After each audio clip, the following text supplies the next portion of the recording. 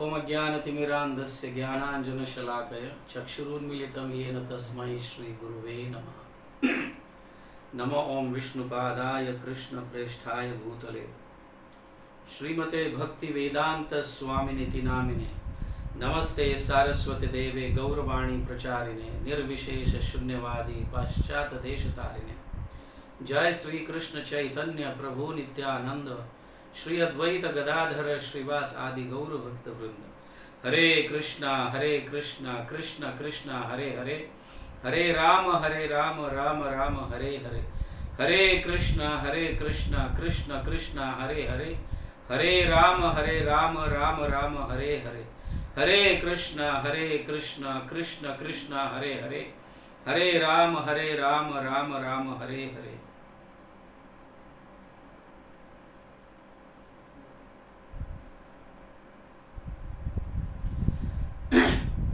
हरे कृष्णा। सबको मेरी आवाज सुनाई दे रही है? Okay, clear? Okay, thank you. आप सबका स्वागत है भगवत गीता के 6 डे सेमिनार के 5th सेशन में 5वें सत्र के लिए आप सबका स्वागत है। आज का topic different forms of yoga and the topmost yoga। तो अनेक प्रकार के योग पद्धति है और उन सब में उच्चतर योग पद्धति कौन सी है, आज की चर्चा उस विषय पर होगा। आप सबको पता है योगा का अर्थ, जैसे ही योगा शब्द सुनने में आता है तो सबसे पहला मन में ये चित्र कि व्यक्ति कोई ध्यान में बैठा हुआ है, ऐसा ही चित्र आता है ना आपको, आप सबको। योगा का मतलब ऐसा ही चित्र आता है, व्यक्ति कोई ध्यान में बैठा है। ये जंगल में कहो या हिमालय में कहो या घर पे कहो या कोई योगा क्लास में कहो, है ना, ध्यान में बैठा है। ऐसा एक मन में एक चित्र उत्पन्न होता है योग का अर्थ, योगा का मतलब, बट ऐसा नहीं है। भगवत गीता के अनुसार योगा का अर्थ हमें समझना चाहिए। योग का अर्थ है सुप्रीम से जुड़ना, भगवान से जुड़ना। योग मतलब मिलना, एक होना, या उनके विचार हमारे विचार एक होना, भगवान के विचार और जीव के विचार एक होना। इन शॉर्ट अगर कहा जाए कि कोई भी कार्य भगवान के विषय में जुड़ाता है, any activity which is linked with God, कोई भी कार्य जो भगवान के साथ जुड़ाता है उसे योग कहा गया है। ठीक है, तो योग का अर्थ यह नहीं कि आप ध्यान में बैठे और किसी लड़की का स्मरण कर रहे हैं या ध्यान में बैठकर किसी लड़के का स्मरण कर रहे हैं, या ध्यान में बैठकर अपने धंधे का स्मरण कर रहे हैं, या ऑफिस का स्मरण कर रहे हैं। और क्या दिखने में दिखता है? योगा कर रहा है, ध्यान में बैठा है कि नहीं? ऐसा मोस्टली हम, और मैं गारंटी के साथ कहता हूं कि आप जब ध्यान में बैठोगे तो ज्यादा से ज्यादा 2 मिनट तक आपका मन वहां पे रहेगा, तुरंत वहां से भाग जाएगा और कहीं और चला जाएगा, किसी के पास, समझ गया ना, ऑफिस में चला जाएगा, घर में चला जाएगा, पत्नी क्या कर रही है, बच्चे क्या कर रहे हैं, या मेरी फियांसी क्या कर रही है, वो क्या कर रहा है, इस तरह से। आई गारंटी दैट, क्योंकि ध्यान की विधि जो है, मैंने कई बार बताया है, ध्यान की विधि कलयुग के लिए नहीं है। कलयुग के लिए बिल्कुल ध्यान की विधि नहीं है। आप अगर ध्यान कर रहे हो तो आप 3 युग पीछे है, ऐसा एक समझ आ जाता है, क्योंकि ध्यान की विधि सिर्फ सतयुग के लिए थी। कलयुग के लिए बिल्कुल नहीं है। कृतयत् ध्यायतो विष्णुम त्रेता यज्ञतो मखैव द्वापारे परिचर्यायम कलौ तद हरि कीर्तनाद।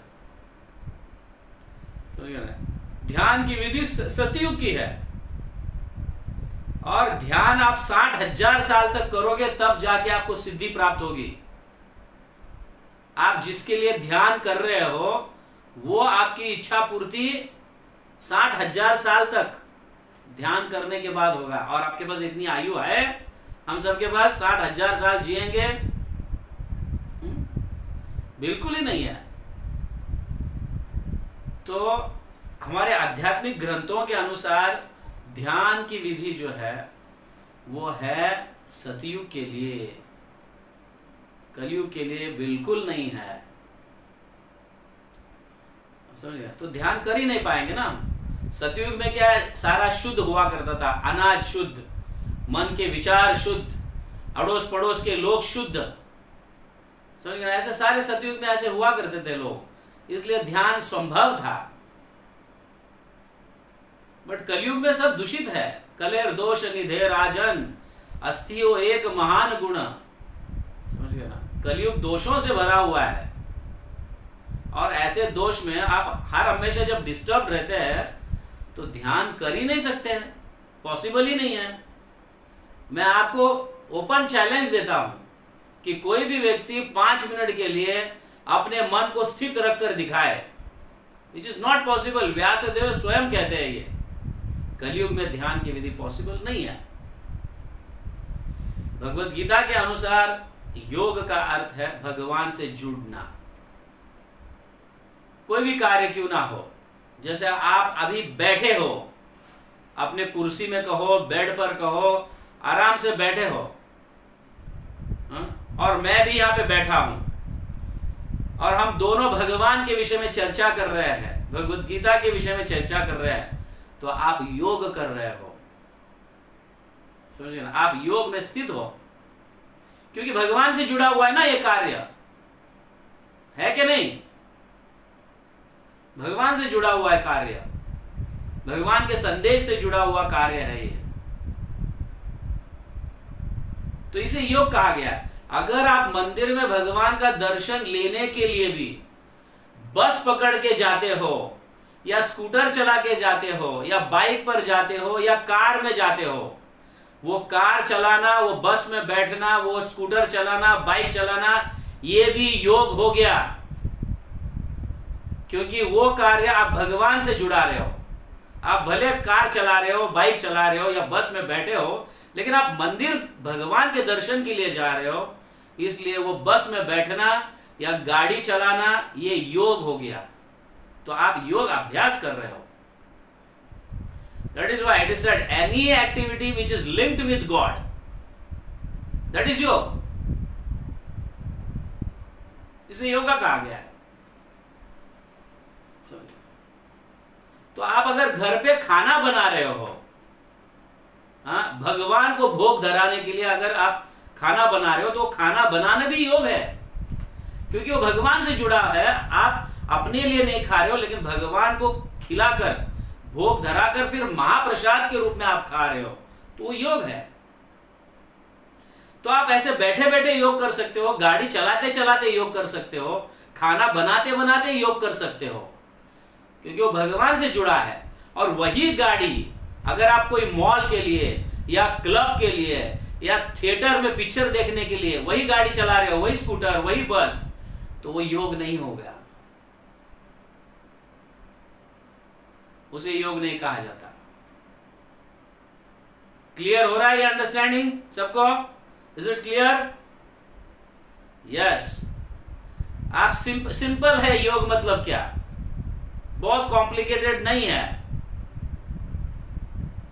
सिंपल योग मतलब हमें समझना चाहिए क्या होता है योग, क्योंकि हम पढ़े ही नहीं भगवत गीता, कभी कोई आध्यात्मिक ग्रंथ पढ़े ही नहीं। लोग हमें ठगाते हैं और हम ठगते जाते हैं। लोग हमें अनेक प्रकार के क्या क्या बताते हैं जिसको हमने कभी सुना नहीं है, हाँ? और लोग ठगाते हैं और हम ठग जाते हैं, और 3-3 हजार 4-4 हजार रुपए योगा क्लासेस के लिए देते हैं, और जाके बॉडी एक्सरसाइज करके आते हैं।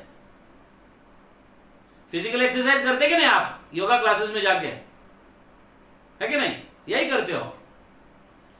मेरा एक फ्रेंड था, this is when I was in Mumbai, मैं जब मुंबई में था तब, ये 1991 की बात है, 1990 या 1991, ये इस समय की बात है। मैं भी इस्कॉन से जस्ट मुझे 5-6 साल हुआ था जुड़कर, तो मैं भी उस मेरे मित्र को हमेशा हर संडे मंदिर ले जाया करता था, इस्कॉन के मंदिर, इस्कॉन टेम्पल। तो जब भी मैं उसके घर जाता था तो उसकी बहन जो है मुंह टेढ़ा करके अंदर चली जाती थी, आ गया अभी ये महात्मा, अभी बैठेगा और बड़ा लेक्चर देगा मेरे भाई को और उसको मंदिर लेके जाएगा, काम धंधा नहीं, कुछ नहीं इन लोगों को। ऐसा। तो जब मेरे को पता चला कि इसकी बहन मतलब हमेशा उसको डांटती है, क्योंकि वो छोटा है उससे, तो डांटती है, तेरे को पिताजी के हाथ में काम बढ़ाने, मतलब हाथ बढ़ाना चाहिए काम में, ये करना चाहिए, वो करना चाहिए। तो बैठे बैठे भगवत गीता पढ़ता है, माला जप करता है, हाँ, और ये प्रभु कहाँ से पता नहीं आ गया और तुमको लेके जाता है मंदिर। तो जब मेरे को पता चला, मैं उसके घर जाना बंद कर दिया। 6 महीने के बाद यही उसकी बहन मेरे को मिलती है और बोलती है, प्रभु आजकल तुम हमारे घर क्यों नहीं आ रहे हो? पहले तो तुम आते थे, मेरे भाई को लेके जाते थे, लेकिन आजकल क्यों ना? मेरे को पता चला कि तुम उसको डांटती है, इसलिए मैंने नहीं, आजकल मैं भी इंटरेस्ट लेती हूँ योग में वगैरह सब, मैं भी योगा क्लासेस वगैरह जाती हूँ, ये करती हूँ, वो करती हूँ। तो मुझे तो चांस ही चाहिए था। दूसरे दिन मैं उनके घर पहुंच गया उसको ले जाने के लिए मंदिर, उसके भाई को। तो हम बैठ के उस समय बात किए, ओके, कहाँ पे ज्वाइन है, कौन से मिशन जाती हो, कौन से क्या सीखती हो, क्या नहीं। हाँ, वो बोली मैं आजकल योगा क्लासेस ज्वाइन किया है और मस्त ध्यान बीन करते हैं, और मतलब 3,000 रुपये महीने में 3,000 रुपये देते हैं हम योगा क्लासेस को, और एकदम शांति मिलती है। अच्छा, मतलब क्या करते हैं वहाँ पे? तो बोलते कि प्राणायाम, यम नियम, प्राणायाम, प्रत्याहार, ये सब, फिर समाधि वगैरह ऐसा होता है। और लास्ट में आखिर में हम चटाई के ऊपर सो जाते हैं, पता नहीं चलता है कि नींद कब आ गई।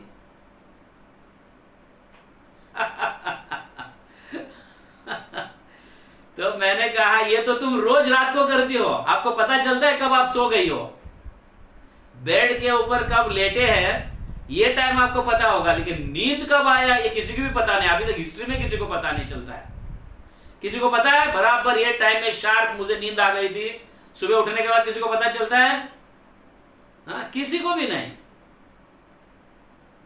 किसी को भी नहीं। आप कितने समय पर बेड पे लेट गए हो ये ठीक है, बट नींद कब आ गई ये किसी को भी इतिहास में अभी तक कोई व्यक्ति ऐसा नहीं मिला कि बराबर इतने शार्प बजे मुझे आंख लग गई, किसी को पता नहीं चलता। फिर मैंने बोला ये तो तुम रोज करती हो, उसको 3,000 रुपए देके क्लासेस में जाने की क्या जरूरत है? उसको 3,000 रुपए देकर हर महीना, तो सिर्फ चटाई पे मैट पे नींद कब आती है पता नहीं, इतनी शांति मिलती है। अरे ये तो रोज तुम करती हो। तब उसको स्ट्राइक हो गया, and she is a doctor. तब उसको पता चला, अरे हाँ सही, ये तो बात है कि हमने कभी सोचा ही नहीं, रात को सोते हैं बराबर, लेकिन नींद कब आती है पता ही नहीं चलता है। तो इस तरह से मतलब उसने कहा कि योग निद्रा, इसको योग निद्रा कहा जाता है, योग निद्रा। बोला ऐसा योग निद्रा? तब मैंने समझा योग निद्रा मतलब क्या होता है। श्रीमद् भागवतम के अनुसार योग निद्रा मतलब अभी अगर श्वास लिया है, ऐसे श्वास लिया, तो दूसरा श्वास कब लेना चाहिए? After 43 trillion years. After 43 trillion years, इतने सालों के बाद दूसरा श्वास लेना चाहिए, उसको योग निद्रा कहा गया है। और ब्रह्मा जी भी नहीं कर सकते, कोई देवता नहीं कर सकते, सिर्फ महाविष्णु कर सकते हैं योग निद्रा। और हमें तो पता नहीं रहता है। योग निद्रा बिलबोर्ड पर लगा दिया, साइन बोर्ड पे, अपने शॉप के या क्लासेस के सामने बड़ा एकदम, लोगों को पता, हाँ योग निद्रा, वाह क्या योग निद्रा। हमको पता ही नहीं है योग निद्रा क्या होता है। और वो आपको योग निद्रा सिखा रहा है, पता नहीं कैसे कैसे निद्रा सिखाते हैं। सो इस तरह से हमें कुछ पता नहीं होता है तो हम ठगे जाते हैं, लोग चीट करते हैं, हमसे पैसे लूटते हैं। योग का अर्थ ये नहीं है कि it is just physical exercise, समझ गए ना? इसका अर्थ योग नहीं। योग मतलब any activity which is linked with God, कोई भी कार्य भगवान के साथ जो जुड़ाता है उसे योग कहा गया है। तो आप सिर्फ भगवत गीता पढ़ रहे हो तो भी आप योग कर रहे हो, भगवत गीता के विषय में समझने का प्रयास कर रहे हो बैठकर, उसको भी योग कहा गया है। जरूरी नहीं योग का अर्थ ऐसे बैठा है ध्यान में आंखें बंद कर रहे किया है और पता नहीं क्या क्या सोच रहा है और लोगों को लगता है कि योग कर रहा है। समझे? सिंपल चीजें हैं बहुत, जो हमें समझ मतलब हमें समझ नहीं है क्योंकि हम पढ़े नहीं है, इस विषय में कभी जानकारी प्राप्त करने का प्रयास नहीं किया है, तो लोग तो हमें ठगेंगे और हम अंधश्रद्धा ब्लाइंड फेथ किसी को फिर रख देते हैं और सुनने के लिए तैयार हो जाते हैं। कभी भगवत गीता पढ़ो तो पता चले क्या है योग, कितने प्रकार के योग, और ये योग पद्धति क्यों बताया है भगवान, क्या कारण है उसके पीछे, ये सब जानकारी होना जरूरी है। जब तक आपको जानकारी नहीं है तब तक लोग आपको ठगाते रहेंगे, आपको लगता है कि यही सत्य है। तो हम इस तरह से हमारा जो मार्गदर्शन कर रहे हैं हमें मतलब मिसगाइड करते हैं, गलत तरीके से कोई दूसरे रास्ते पे ले जाते हैं और पूरा जीवन हमारा ऐसा ही बर्बाद हो जाता है। इसलिए भगवत गीता कम से कम 6 दिन सुनकर क्या भगवत गीता में है, कम से कम सारे हिंदुओं को इतनी तो जानकारी होनी चाहिए, नहीं तो लोग हमें फंसा देंगे, ठगा देंगे, लूटेंगे। कई लोग तो मंत्र देकर पैसा लेते हैं आपसे, समझ गए ना? कई ऐसे ऐसे ऐसे बाबाजीज है जो लोगों को लूटते हैं। तो भगवान किसके लिए हमें ये सब समझा रहे हैं, किस प्रकार की जागृति हमें लाना चाहते हैं, ये जानकारी रहना बहुत जरूरी है। हम मनुष्य है, जानवर नहीं है, ये समझिए आप। तो आप समझ गए ना क्या योग मतलब, सिंपल मैंने समझा दिया व्हाट इज योग। अभी हम कितने प्रकार के योग है भगवत गीता के अनुसार? 4 प्रकार के योग पद्धति है, ठीक है ना? उसको आप लिख लो, कर्म योग, ज्ञान योग, ध्यान योग और भक्ति योग।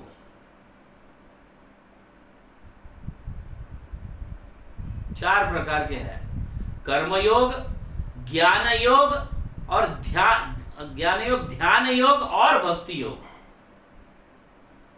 ये 4 प्रकार के योग पद्धति जो है ये भगवत गीता में बताया गया है।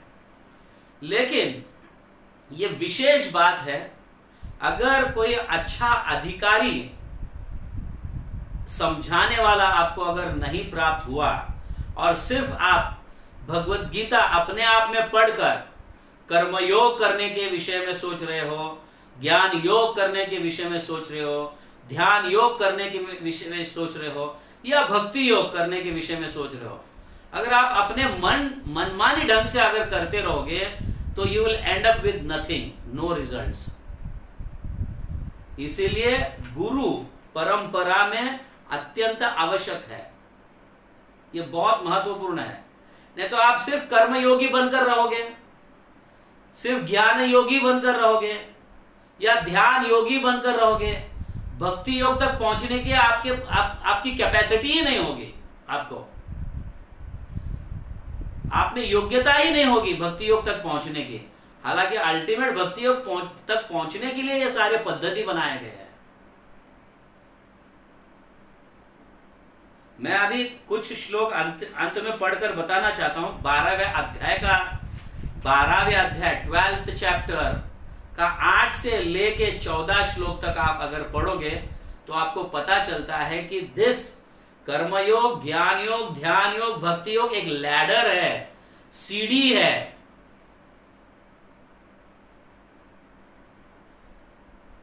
आप घर पे अगर घर पे सीढ़ी लगाते क्यों हो? कहीं चढ़कर आपको कुछ काम करना है, ताकि आपका हाथ वहां तक पहुंच जाए, है ना। सीढ़ी लगाते हो ढाबे पर जाने के लिए, या सीढ़ी लगाते हो कहीं ऊंचे जगह पहुंचने के लिए। सीढ़ी इसलिए नहीं लगा रहे हो कि आप पहले सीढ़ी पर जस्ट खड़े रहोगे, सीढ़ी के पहले इस पर स्टेप पर खड़े रहे, हाँ मैं पहुंच गया, ऐसा नहीं है ना। क्या इसके लिए हम सीढ़ी लगा रहे हैं? सीढ़ी लगाते हैं ताकि हम अंतिम जहां पे हमें पहुंचना है वहां तक हम पहुंचे, इसलिए हम सीढ़ी लगाते हैं। सीढ़ी इसलिए नहीं लगा रहे कि पहले स्टेप पे खड़े हो जाओ और सब सोच लिया मैं पहुंच गया, या दूसरे स्टेप पे खड़े हो जाओ हाँ मैं पहुंच गया, ऐसा नहीं है ना। सीढ़ी इसके लिए नहीं लगाते हम। तो ये लैडर है, कर्मयोग, ज्ञान योग, ध्यान योग, भक्ति योग। भक्ति योग तक पहुंचने का ये सीढ़ी है। धीरे धीरे पहले कर्म योग करे, उसको समझे, हाँ, फिर ज्ञान योग प्राप्त करे, फिर बाद में ध्यान, फिर भक्ति, या डायरेक्ट भक्ति भी कर सकते हो आप। ये पद्धति भी दी गई है। लेकिन कुछ लोग जो है डायरेक्ट भक्ति को नहीं पहुंच सकते, इसलिए उसको कर्म, ज्ञान, ध्यान, फिर भक्ति में प्रवेश करने का अनुमति प्राप्त होता है। तो अब हम समझेंगे इन शॉर्टली। कर्म योग का अर्थ है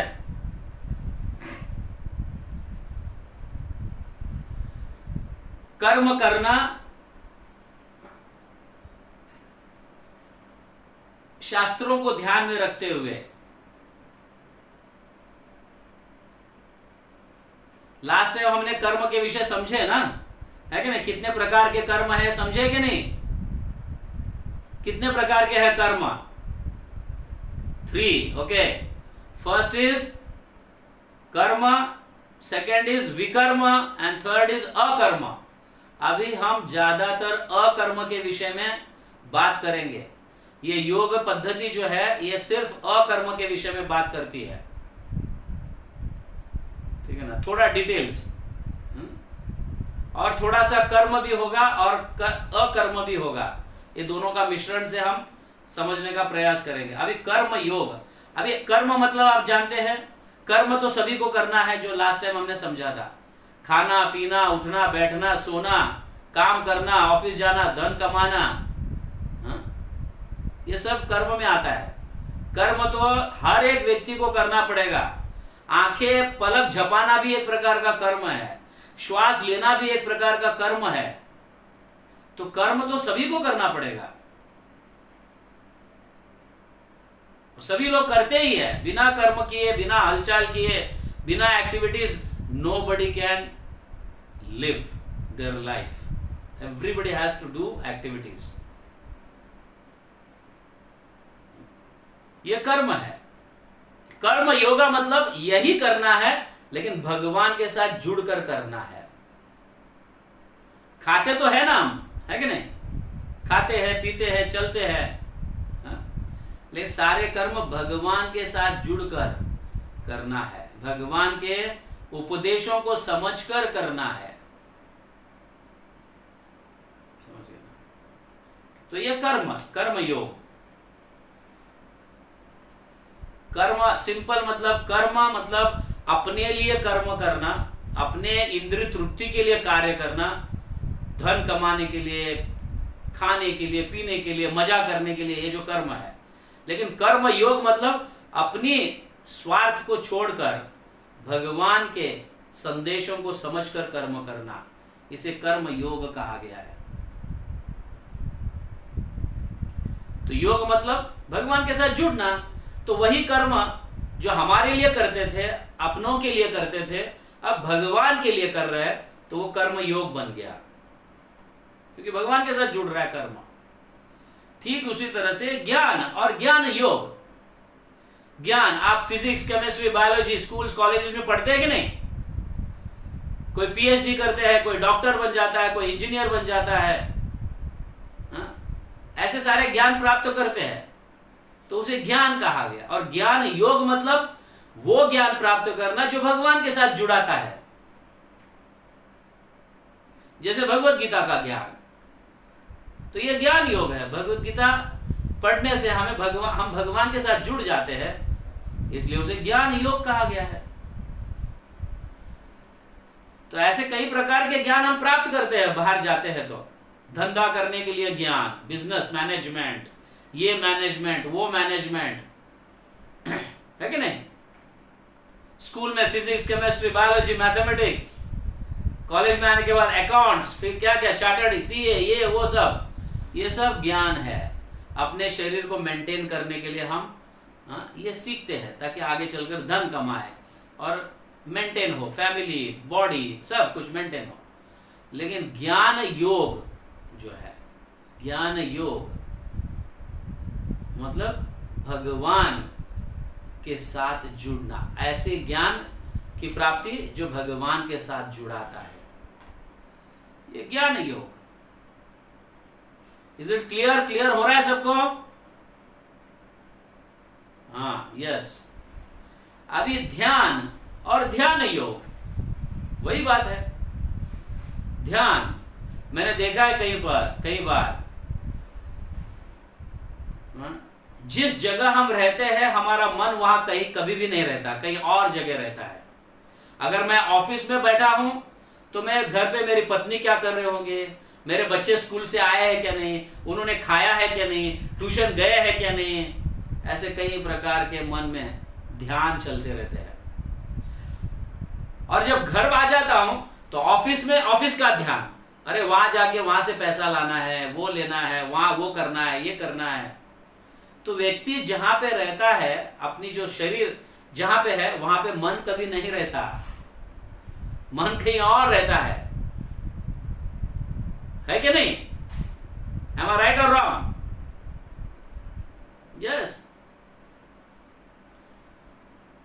तो ध्यान योग मतलब भगवान के साथ अपने मन को जोड़ना, उन विषय में सोचना, समझ गया ना?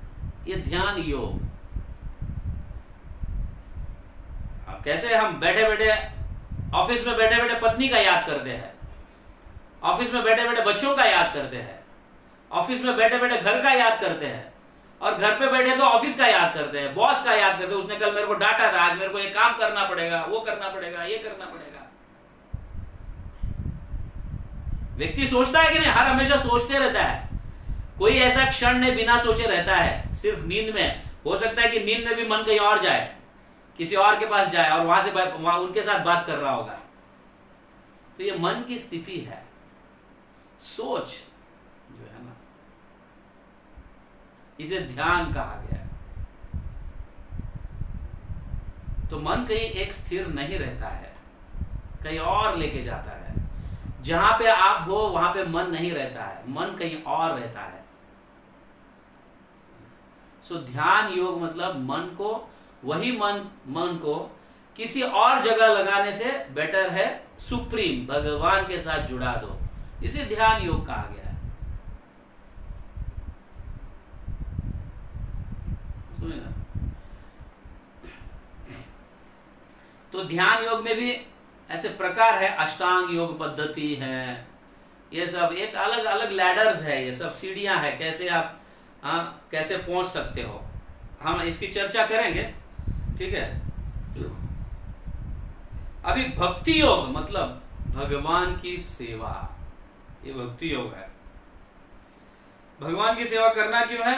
भगवान का प्रेम प्राप्त करने के लिए करना है। अभी इसकी डिटेल जस्ट मैं आपको मतलब सार बता रहा हूं, now will go into details.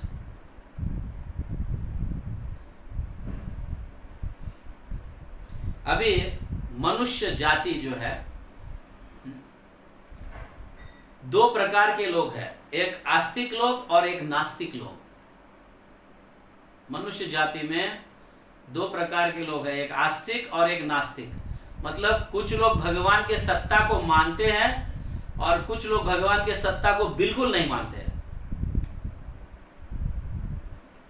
आप समझ रहे हैं ना? भगवान के सत्ता को मतलब भगवान के अस्तित्व को या भगवान के आदेशों को, भगवान के उपदेशों को मानना, स्वीकार करना, इनको आस्तिक लोग कहा गया है। लॉ अबाइडर्स जिनको कहते हैं, यस, लॉ को मानने वाले, भगवान के सत्ता को मानने वाले। दूसरा जो है लॉ ब्रेकर्स, मतलब भगवान के सत्ता को तोड़ने वाले या नहीं मानने वाले, इनको नास्तिक कहा गया है।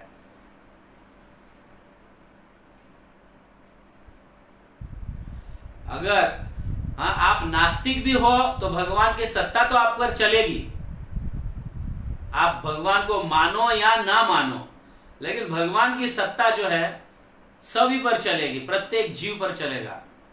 अगर कोई ऐसा व्यक्ति है कि नहीं, मैं गवर्नमेंट को नहीं मानता हूं और इसलिए आप ड्राइविंग अगर राइट साइड से करोगे तो पुलिस आपको पकड़ेगा और फाइन लगाएगा कि नहीं?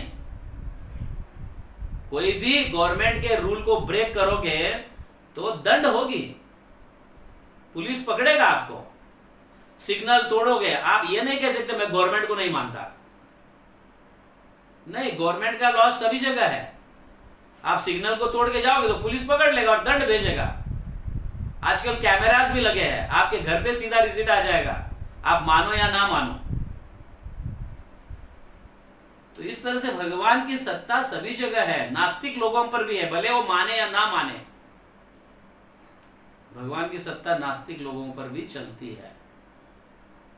तो सत्ता को मानने से तो अच्छा है, मतलब मानना अच्छा है कि नहीं? नहीं मानने से तो मानना अच्छा है, हम सेफ साइड रहते हैं। तो भगवान के सत्ता को मानने वाले ये 4 प्रकार के लोग हैं: कर्मयोगी, ज्ञान योगी, ध्यान योगी और भक्ति योगी। भक्ति योग, ये 4 प्रकार के लोग भगवान के सत्ता को मानते हैं। और उनमें से कर्म योगी में 2 प्रकार है। वापस आप इसको लिख लो, कर्म योगी में 2 प्रकार है। एक है सकाम कर्म और दूसरा है निष्काम कर्म।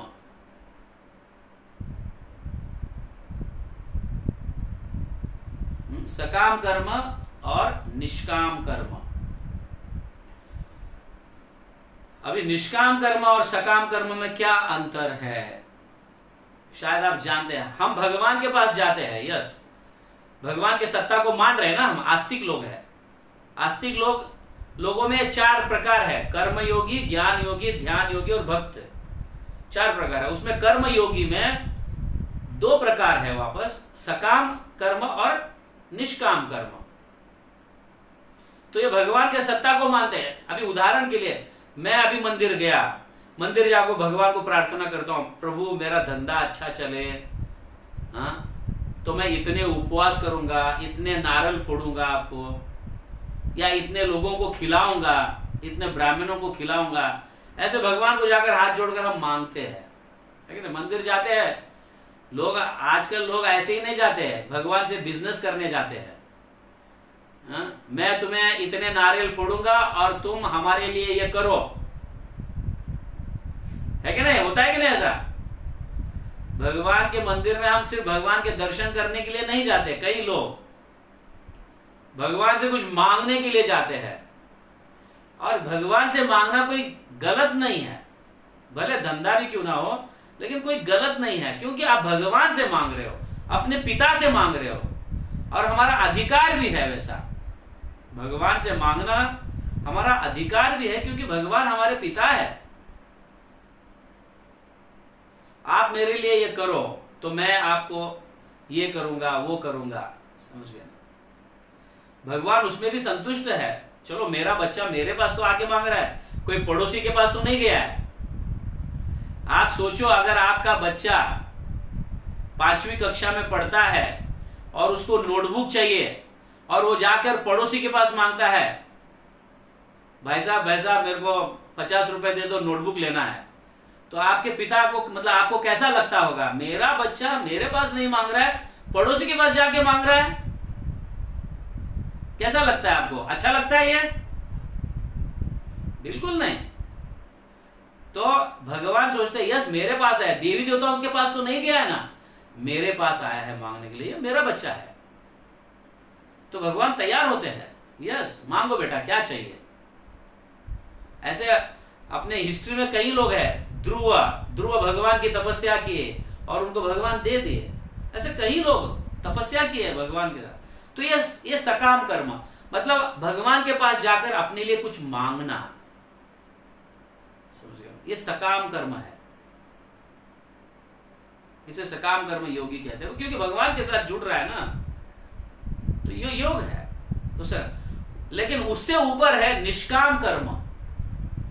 निष्काम कर्म मतलब भगवान के पास जाकर सिर्फ दर्शन लेना, भगवान को यह कहना कि आप सभी को सुखी रहो, सुखी रखे, हाँ, पूरे अन्य लोगों के लिए कुछ मांगना, अपने लिए नहीं, अन्य लोगों के लिए कुछ मांगना, या निस्वार्थ भाव से निष्काम से भगवान की पूजा करना, या भगवान के सामने हाथ जोड़कर हर हमेशा आपकी कृपा मुझ पर बरसी रहे, अपने लिए कुछ नहीं मांगना, यह है निष्काम कर्म। फिर भी यह कर्मी में आता है, भक्त में नहीं आता है अभी, समझ गया ना? सकाम कर्म है, निष्काम कर्म है, लेकिन फिर भी अभी तक भक्त में नहीं है। भले भगवान के पास जाता है, हाँ, लेकिन भक्ति नहीं कर रहा है, मांगने जा रहा है किसी और के लिए। तो ये सकाम कर्म, निष्काम कर्म, इसमें भी कई लेवल्स है, समझ गया ना? सकाम कर्म, निष्काम कर्म में भी लेवल्स है। हाँ, जैसे उदाहरण के लिए अभी सपोज हम पहले मंदिर में क्लासेस लेते थे, कई लोग भक्त लोग सुनने के लिए आते थे मंदिर में, कुछ लोग सिर्फ प्रसाद खाने के लिए समय पे आ जाते थे। हम जानते हैं क्योंकि 8 बजे से लेकर 9 बजे तक क्लास होता है, कोई शार्प 8 बजे नहीं आते थे, बराबर 8:45 बज गए तो क्लास में आके बैठेंगे, क्योंकि क्लास के बाद सभी के लिए प्रसाद है। तो ये सकाम कर्मी में आते हैं, खाने के लिए आ गए, प्रसाद खाने के लिए। और प्रसाद खाना भी अच्छी बात है वैसे, बाहर जाकर पानी पूरी या कोई होटल में गंदा खाने से तो अच्छा है मंदिर में आके प्रसाद खा रहा है। तो कुछ लोग सुनने के लिए नहीं, लेकिन सिर्फ प्रसाद के लिए आते हैं। 9 बजे अभी छूटने का समय हो रहा है क्लास, तो बराबर 8:45 बजे पहुंच जाने का, चलो अभी फुल पेट भर प्रसाद खाएंगे और घर जाएंगे और सो जाएंगे। तो ये सकाम कर्म में। और निष्काम कर्म मतलब बराबर 8 बजे आता है, क्लास सुनता है, क्लास सुनने के बाद भी हाँ सभी को सेवा करता है, सभी को कहता है आप बैठ जाओ, आप बैठ जाओ, मैं परोसूंगा। तो वो प्रसाद परोसता है, उससे कुछ उसे फायदा नहीं है, उसको कुछ हम पैसा नहीं दे रहे परोसने वालों को। प्रभु मैं सेवा करना चाहता हूं, मैं परोसूं सबको, प्लेट लगाऊं सबको। तो इसको निष्काम कर्म योगी कहा गया। उससे कुछ उसे पैसा नहीं मिलने वाला है या उससे कुछ फायदा होने वाला नहीं है, लेकिन फिर भी उसकी भाव है कि मैं कुछ सेवा करूं, ये उसका भाव है। तो ये निष्काम कर्म योगी। पहले सकाम कर्म योगी सिर्फ प्रसाद खाने के लिए आता है, और दूसरा क्लास में आकर बैठता है, बैठकर सुनता है, अच्छी तरह से सुनता है, सुनने के बाद उसका हृदय थोड़ा परिवर्तन होता है। हो सकता है कि पहले वो प्रसाद खाने के लिए आता होगा और सुन सुनकर उसका हृदय परिवर्तन होकर फिर सकाम कर्म से निष्काम कर्म बन गया, ऐसा भी है। लेकिन सकाम कर्म से निष्काम कर्म, अरे नहीं हमें कुछ सेवा भी करनी चाहिए, प्रभु जी इतना कह रहे हैं, ये कह रहे हैं, वो कह रहे हैं, तो करना चाहिए। तो ज्ञान परिवर्तन जैसे हो जाता है, फिर वो सकाम से निष्काम कर्म योगी बन जाता है। लेकिन फिर भी अभी भक्त मतलब साधारण भक्त है और भक्ति के उस लेवल तक नहीं पहुंचा है। अभी भक्ति मतलब क्या है? भक्ति मतलब ऑब्वियसली निष्काम कर्म योगी है, लेकिन उससे भी ऊपर है। कैसे है? अभी उदाहरण के लिए सपोज क्लास में बैठा है, वो अभी परोस भी दिया और मैं उसको बोलूंगा प्रभु जी थोड़ा झाड़ू लगा के साफ कर दो ना, पोता पीता मार दो, सब लोग खाया है, सब झूठा पीटा गिरा है, इसको झाड़ू लगा कर साफ कर दो। तो वो व्यक्ति बोलेगा प्रभु जी मैं तो डॉक्टर हूं, ये तो काम कोई और भी कर लेगा, ये तो कोई सेवा और भी कर लेगा। निष्काम है बट भक्त नहीं है। किस लिए? क्योंकि वो अपने पोजीशन को मेंटेन कर रहा है। मैं तो डॉक्टर हूं और मैं साफ करूंगा तो लोग क्या कहेंगे, मैं पोता मारूंगा तो कैसे करेंगे, वो तो उसके जगह दूसरे किसी और को बोल दो प्रभु जी, ऐसे बोलेंगे। बट भक्त का अर्थ है कि अपने पोजीशन को भी साइड में रखकर अधिकारी व्यक्तियों का आदेश को मानकर, यस प्रभु जी मैं साफ करूंगा, तो वो साफ अपने पोजीशन को भी याद नहीं, मतलब पोजीशन को भी छोड़ दिया उसने और पोता मार दिया, साफ कर दिया, सारी सेवा कर रहा है। सो दैट इज भक्त। आप समझ में आ रहा है ना? वो बोलेगा डॉक्टर है तो बोलेगा कोई बात नहीं, मैं फ्री ऑफ चार्ज सबका इलाज करूंगा, ये निष्काम है कि ना? फ्री ऑफ चार्ज मैं भक्तों का सेवा करूंगा, क्योंकि वो बोलेगा मेरे लायक सेवा बता दो, मेरे लायक। आप लायक समझते हैं? लायक, मेरे लायक, या मेरे पोजीशन के अनुसार मुझे सेवा दे दो। मैं डॉक्टर हूं, मैं चाहिए तो निष्काम कर्म करूंगा, भक्तों की सेवा करूंगा, उनका क्या है मेडिसिन या फिर जो भी तपास विपास करना है, हा?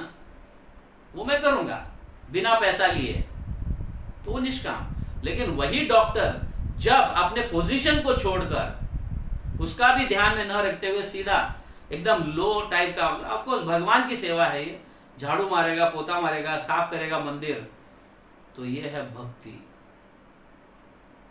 समझ रहे? This is that. तो अब हम थोड़ा और डिटेल्स जाते हैं। सो अगर हम ये मिसअंडरस्टैंड करेंगे कि कर्म योगा जो है अल्टीमेट है, ऐसा अगर समझेंगे हम, कर्म योगा मतलब अल्टीमेट नहीं है। कर्म के योगा के ऊपर है ज्ञान योग, ज्ञान योग के ऊपर है ध्यान योग, ध्यान योग के ऊपर है भक्ति योग। तुम्हारा अगर हम प्रत्येक व्यक्ति हर एक सीढ़ी के मतलब सीढ़ी के एक स्टेप को अगर वही अल्टीमेट है अगर समझेगा तो ये मूर्खता होगी। समझ गए? तो कर्मयोग is not ultimate goal of life. कर्मयोग मतलब अल्टीमेट जीवन का सार्थक हो गया कर्मयोग करने से, ये गलत है। ना ही भक्ति योग, ना ही ज्ञान योग is ultimate goal of life. ज्ञान योग भी है, मतलब ज्ञान योग के चरम सीमा नहीं है। ज्ञान योग मतलब चरम सीमा मतलब अल्टीमेट, और ना ही ध्यान योग अल्टीमेट है। तो अगर हम परंपरा में इस ज्ञान को, भगवत गीता को प्राप्त नहीं करेंगे और अपने आप में पढ़ने लगेंगे, तो ऐसे लगने लगता है कि मैं तो कर्म योगी बनना पसंद करूंगा, मैं ज्ञान योगी बनना पसंद करूंगा, मैं ध्यान योगी बनना पसंद करूंगा। समझे? ऐसे सोचने लगता है। फिर वो कर्म योगी, ज्ञान योगी, ध्यान योगी बन जाता है, अल्टीमेट पहुंचता नहीं है।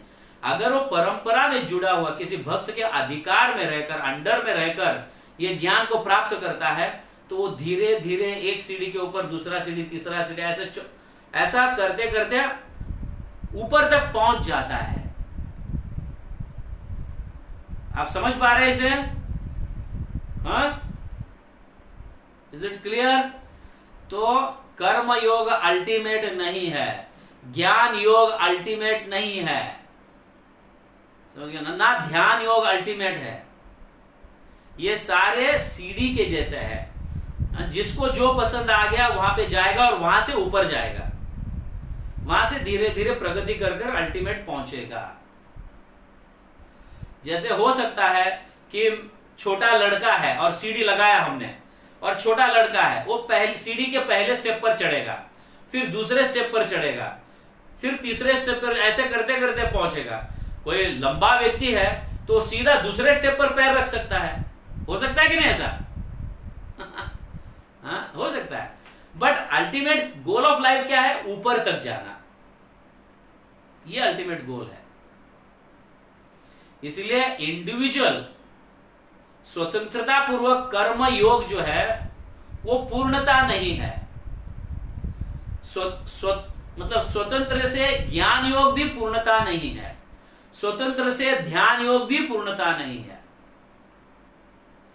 ये सारे सीढ़ी के एक एक टप्पे हैं जो आपको भक्ति योग तक पहुंचाने का प्रयास करते हैं। तो अगर किसी मतलब अनएथोराइज्ड व्यक्ति से अगर आप इसको समझने का प्रयास करोगे तो आपको कर्मयोग वगैरह समझ में नहीं आएगा। कोई अधिकारी व्यक्ति होना चाहिए जिसके बारे में इसके बारे में उसे जानकारी हो कि कर्म योग, ज्ञान योग, ध्यान योग ये सीढ़ी है, अल्टीमेट पूर्ण स्वतंत्र नहीं है। इसलिए आप अगर कर्मयोगी बन गए हैं तो आप पूर्णता को प्राप्त नहीं किए हैं, या आप ज्ञान योगी बन गए हैं तो भी आपने पूर्णता को प्राप्त नहीं किए है, या ध्यान योगी भी बन गए हैं तो भी आपने पूर्णता को प्राप्त नहीं किया। जब तक आप भक्ति योग को प्राप्त नहीं करते तब तक आप पूर्णता नहीं प्राप्त कर सकते। आप समझ रहे हैं? इस तरह से यहां पे ये कहा गया है।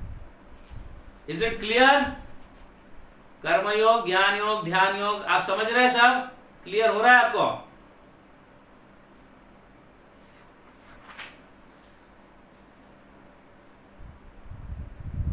नारद,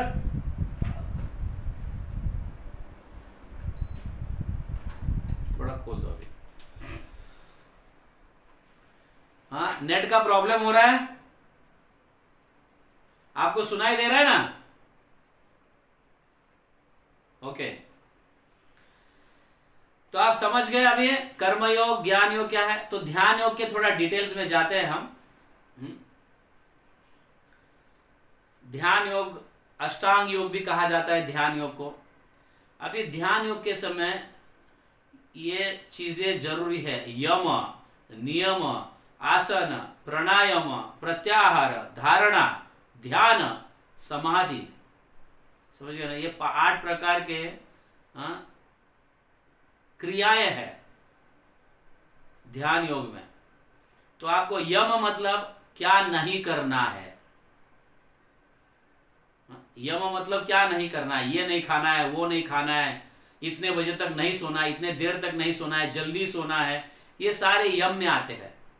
नियम मतलब रेगुलेशंस, रूल्स, यही तुम्हें खाना है, ऐसा ही रहना है, ये सारे नियम में आते हैं। आसन मतलब बैठना आसन पर, अब बैठने के अनेक प्रकार के तरीके हैं, समझे ना? प्राणायाम, श्वास लेना, श्वास छोड़ना, अनेक प्रकार के पद्धति है। प्रत्याहार, कितने बजे खाना चाहिए, कितने बजे नहीं खाना चाहिए, समय, खाने का समय, क्या खाने का, ये सारी चीजें डिटेल्स। तभी जाके आप धारणा तक पहुंच सकते हो। धारणा, फिर ध्यान अच्छी तरह से कर सकते हो, फिर समाधि। ये मैं जस्ट डिटेल्स बता रहा हूं, ये सब आप कर ही नहीं सकते हो, मैं जानता हूं। हमने कई लोगों से कहा इट इज नॉट पॉसिबल कलयुग में। और 8 प्रकार के मिस्टिक परफेक्शंस है, सिद्धियां जिसको कहा गया है, सिद्धियां, 8 प्रकार के सिद्धियां। नारद प्रभु, नारद, तो ये उघडला पण थोडा फॅन लाव, एसी नहीं था। यस, तो अब हम जो ये 8 प्रकार के सिद्धियां हैं इसके बारे में भी जानकारी लेते हैं। ध्यान योग में क्या होता है, या अष्टांग योग में क्या होता है। 8 प्रकार के सिद्धियां आप लिख लो इसे, this is for your knowledge. आप इसे प्राप्त नहीं कर पाओगे, it is not possible in कलयुग, बट फिर भी आप लिख लो इसे आपके ज्ञान के लिए। अनिमा, अनिमा एक प्रकार की सिद्धि है। अनिमा मतलब आप इतने छोटे बनना कि आप पत्थर के अंदर भी घुस सकते हो, ये एक प्रकार की सिद्धि है। अनिमा का अर्थ है अपने आप को इतना छोटा बनना कि हम पत्थर के अंदर भी जा सके, इसको अनिमा सिद्धि कहा गया। दूसरा सिद्धि है लगिमा।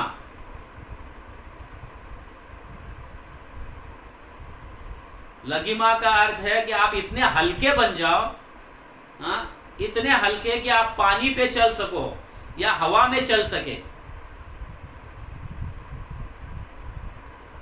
इसको लगिमा सिद्धि प्राप्ति कहते हैं। लगिमा, लगिमा मतलब लाइट बनना, एकदम हल्का बनना कि आप पानी में भी चलो या फिर हवा में भी चल सकते हो। लघिमा। महिमा सिद्धि भी एक है, तीसरी प्रकार की महिमा। महिमा का अर्थ है एकदम वजनदार बनना, जैसे पर्वत आपको कोई हिला ही नहीं सके। 10 हाथी लेकर आपको खींचे तो भी आप हिल नहीं पाओगे, एकदम बड़े पर्वत के जैसा खड़े रहना, इसको महिमा सिद्धि कहा गया है।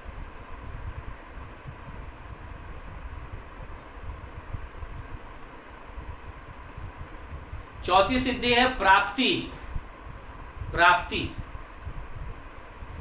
तो आप घर पे बैठे बैठे किसी के घर में हाथ डालकर आप कुछ भी उठा सकते हो, इसे प्राप्ति कहा गया है।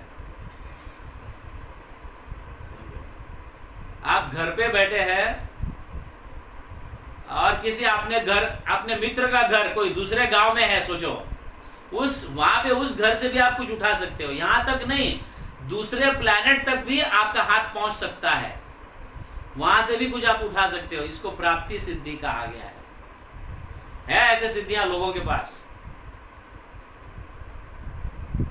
कुछ कुछ लोग होते हैं, समझ गए ना।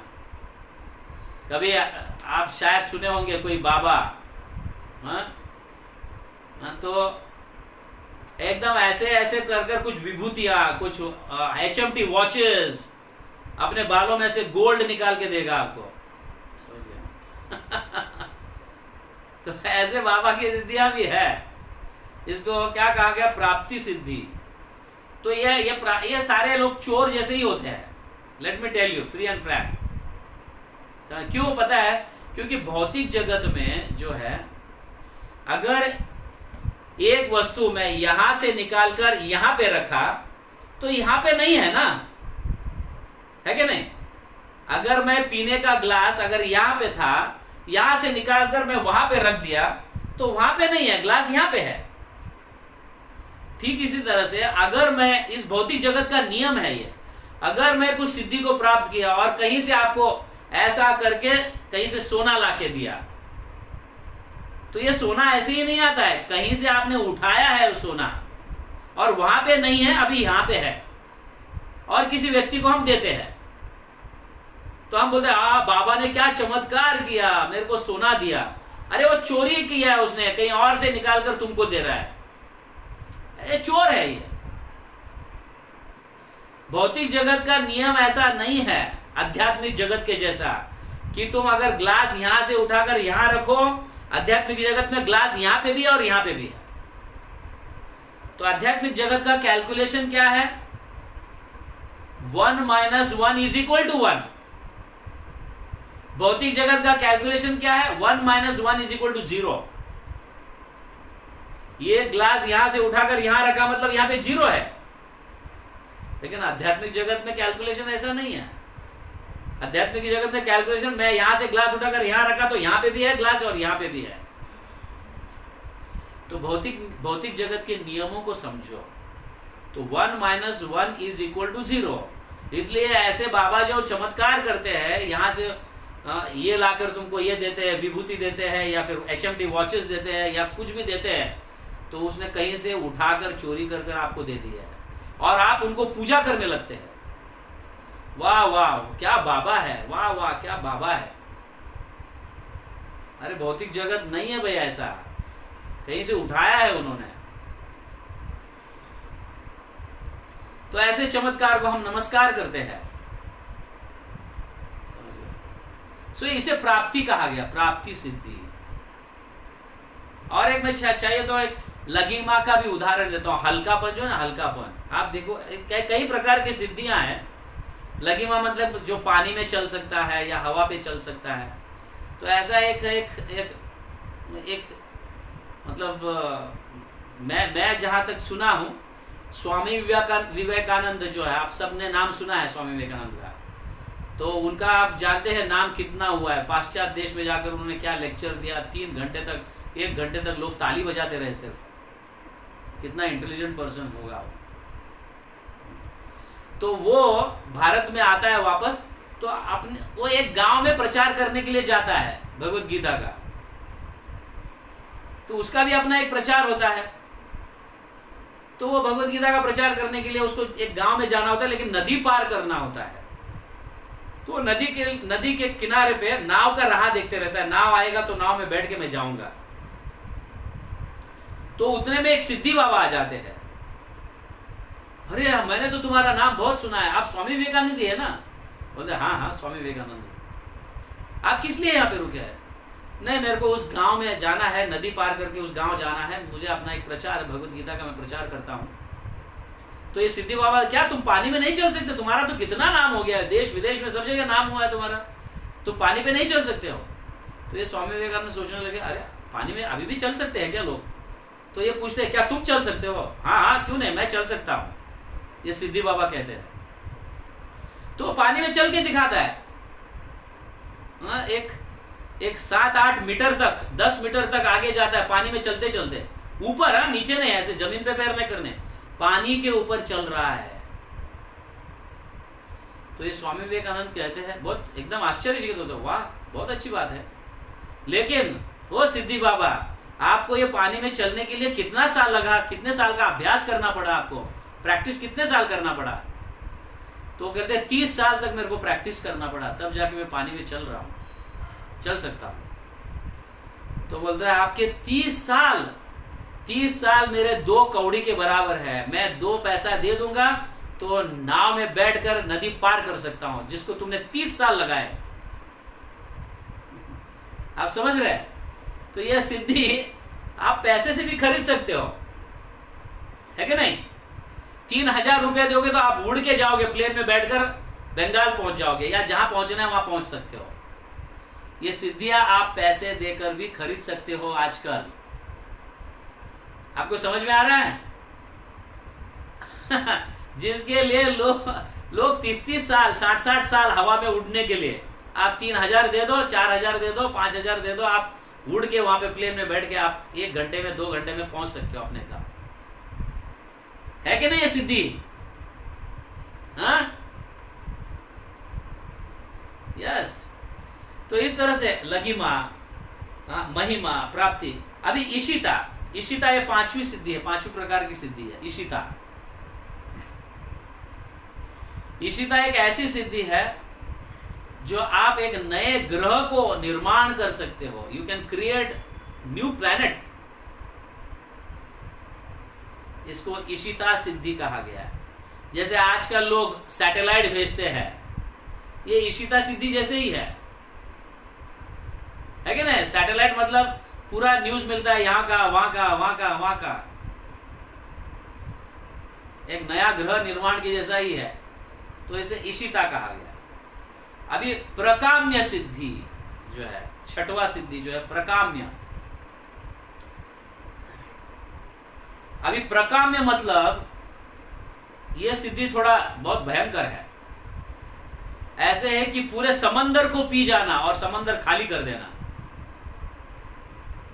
समझ गए ना? कभी कभी तो कई लोग पूरे नदी को पी जाते हैं। ऐसे भी सिद्धियां हैं लोगों के पास। जैसे अगस्त्य मुनि थे, अगस्त्य मुनि पूरे समंदर को पी लिए थे, और समंदर को पीकर मुंह से पीकर नाक कान में से बाहर निकाले थे। मुंह से पी लिया पूरे समंदर को और कान में से बाहर निकाल दिया समंदर को। तो इसे क्या कहा गया है? प्रकाम्य सिद्धि। और वशिता, सातवीं सिद्धि का नाम है वशिता, वशित सिद्धि। जैसे हिप्नोटाइज के जैसा, वश में करना, किसी को भी वश में करना और उसके माध्यम से कोई भी कार्य करवा लेना, इसको वशिता सिद्धि कहा गया। काम वशीता सिद्धि भी है।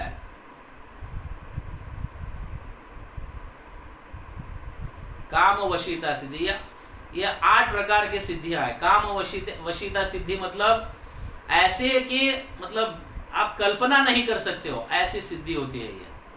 जैसे अगर आप कहीं जंगल में फंस गए हैं, समझ गए? आप एकदम घने जंगल में है और आपको कोई काम वशीता सिद्धि प्राप्त किया वो व्यक्ति अगर मिलेगा, तो आपको ऐसा महसूस करेगा कि आप सिटी में हो, जंगल में नहीं।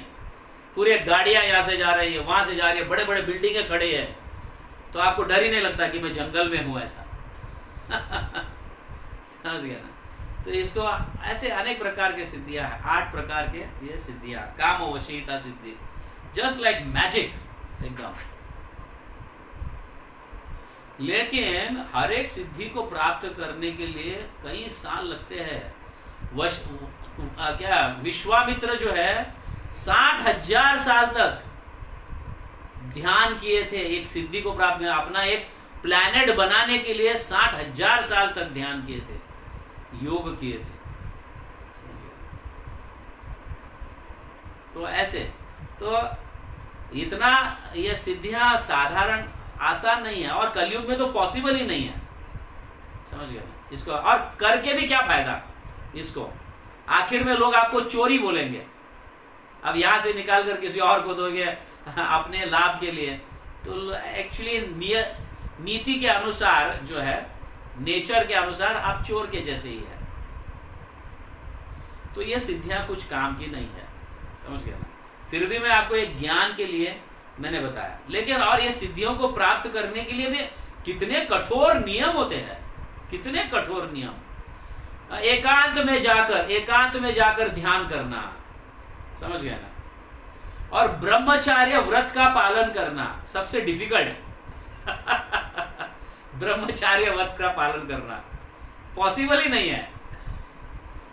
अपने छोटे छोटे बच्चे जो है, ये भी कैसे कैसे फिल्म्स, प्रोन मूवीज वगैरह देखते रहते हैं, कैसे ब्रह्मचार्य का व्रत का पालन करेंगे, और ये सिद्धियां प्राप्त करें तो बहुत दूर की बात है। और कम खाना पड़ता है, कई प्रकार के उपवास करने पड़ते हैं, कम सोना पड़ता है ये सिद्धियों को प्राप्त करने के लिए। बहुत डिसिप्लिन रहना पड़ता है, बहुत डिसिप्लिन। और हम कलयुग में डिसिप्लिन हम सोच भी नहीं सकते। डिसिप्लिन हम तो ज्यादातर मनमानी करने में बहुत तैयार रहते हैं। ये होटल में जाके खाओ, ये पिक्चर देखो, वो करो, ये करो। अरे कौन सा डिसिप्लिन, ऐसे बोलेंगे ये डिसिप्लिन कुछ नहीं। तो ये लोग कैसे है, इट इज डिफिकल्ट, कलयुग में बहुत डिफिकल्ट है ये सारे प्राप्ति करना, समझ गए। तो भक्ति योग जो है ये बहुत इंपॉर्टेंट है। अभी हम भक्ति योग की तरफ आ जाएंगे। आप समझ गए ना, कर्म ज्ञान ध्यान, समझ गए ना। ये कर्म योग, ज्ञान योग, ध्यान योग जो है इंडिविजुअल कभी नहीं करना चाहिए, क्योंकि कर्म योग इंडिविजुअली करोगे, आप कुछ ना कुछ प्राप्ति तो करोगे ना। भगवान के पास जाओगे, ये मांग करोगे, वो मांग करोगे, और उस मांग वो प्राप्त होने के बाद आप उसका आनंद, उसका सुख भोगोगे आप। तो वो जैसे ही उसका सुख भोगोगे आप, तुरंत ही आपको रिएक्शंस मिलेंगे और आपको अन्य पेशीज में जाना पड़ेगा, अन्य योनियों में जाना पड़ेगा। तो कर्म योग का अल्टीमेट गोल ऑफ लाइफ आपको कहाँ भेजता है, अन्य योनियों में भेजता है। कभी ये जानवर बन गया, कभी वो बन गया, कभी वो बन गया, कभी ये बन गया, इस तरह से। तो ज्ञान योग जो है आपको अल्टीमेट निराकार, भगवान साकार नहीं है, निराकार है, यहां तक आपको पहुंचाता है। और ध्यान योग जो है अल्टीमेटली आपको परमात्मा तक पहुंचाता है। परमात्मा, सभी इतना ही जानकारी, सभी के हृदय में परमात्मा है, सभी को रिस्पेक्ट देना है, यहां तक पहुंचाता है। लेकिन भक्ति योग तक इंडिविजुअल करोगे तो भक्ति योग तक आप नहीं पहुंचोगे। लेकिन किसी अधिकारी व्यक्ति के अंडर में रहकर आप कर्म योग, ज्ञान योग, ध्यान योग सीखोगे तो वो भक्त आपको अल्टीमेट भक्ति तक पहुंचा देगा। और भक्ति बहुत सरल है, एंड स्पेशली कलयुग में जो है ये और भी सरल बना दिए भगवान ने, समझ गए ना, और भी सरल बना दिए भगवान भक्ति योग। तो उदाहरण के लिए आपका घर अगर 100वें माला पर है, 100 फ्लोर पर आपका फ्लैट है, तो आप चलते जा सकते हो, सीढ़ी पर चल कर जा सकते हो आप। 5वें माले तक जाओगे तो आपके पैर दुखने लगेंगे। 7वें, 8वें, 10वें माले तक तो आप एक आधा घंटा के लिए बैठोगे। 50 माले तक जाओगे, पहुंचोगे तो आप बोलोगे अभी रात हो गई, मैं यहां सोऊंगा और सुबह उठ के जाऊंगा। तो 100वें माले पर अगर आपका फ्लैट है तो just go in the lift, lift में जाओ, बटन दबाओ, सीधा आपके फ्लैट के सामने आपको लिफ्ट छोड़ेगा। छोड़ेगा कि नहीं? हाँ या नहीं? यस। तो भक्ति योग कैसा है? लिफ्ट के जैसा है। भक्ति योग कैसा है? लिफ्ट के जैसा। आपको ज्यादा प्रयास करने की जरूरत ही नहीं है, समझ गए ना? जैसे उदाहरण के लिए मैं भक्ति योग का और एक बता देता हूं उदाहरण। जैसे नंबर्स है 1 2 3 4 5 6 7 8 9, है कि नहीं? 9 is the biggest number, am I right? 9, single number में 9 इज द बिगेस्ट नंबर। 0 1 2 3 अगर देखो आप, 9 इज द बिगेस्ट नंबर। अभी 3 नंबर में 1 और 2 है, लेकिन 4 5 6 नहीं है 3 नंबर में। अगर वही आप 7 नंबर पकड़ो तो 1 2 3 4 5 6 वो 7 के अंदर है, लेकिन 8 और 9 नहीं है। लेकिन 9 नंबर को आप पकड़ोगे तो 1 2 3 4 5 6 7 8 सब 9 के अंदर है। ठीक उसी तरह से भक्ति योग टॉपेस्ट होने के कारण, अल्टीमेट होने के कारण, भक्ति योग में कर्म योग भी आता है, ज्ञान योग भी आता है और ध्यान योग भी आता है भक्ति योग में। और भक्ति योग जो है आप नवविधा भक्ति के माध्यम से प्राप्त कर सकते हैं। आपने सुना होगा नवविधा भक्ति, सुना है कि नहीं? नवविधा, हाँ, 9 प्रकार की भक्ति है और उनमें से आप कम से कम 3 प्रकार की भक्ति भी करोगे तो आपका जीवन सार्थक होगा। तो 9 प्रकार की कौन सी भक्ति है? श्रवण, श्रवण मतलब सिर्फ सुनना। जैसे भागवतम में आप देखो परीक्षित महाराज सुन रहे थे, या जैसे अर्जुन भगवत गीता का उपदेश सुन रहे थे, इसको श्रवण करना बोलते हैं। श्रवण मतलब सुनना। ये पहली पद्धति है श्रवण। फिर बाद में आता है कीर्तन। कीर्तन मतलब भागवतम, जैसे सुखदेव गोस्वामी भगवान के विषय में परीक्षित महाराज को बोल रहे थे, तो सुखदेव गोस्वामी उदाहरण है कीर्तन का। उसी तरह से कृष्ण भी भगवत गीता का उपदेश अर्जुन को दे रहे थे, तो कृष्ण कह रहे थे, मतलब कीर्तन करना मतलब बोलना, भगवान के विषय में बताना, वो उपदेश हो या लीला हो, व्हाटएवर, उसको कीर्तन कहा गया।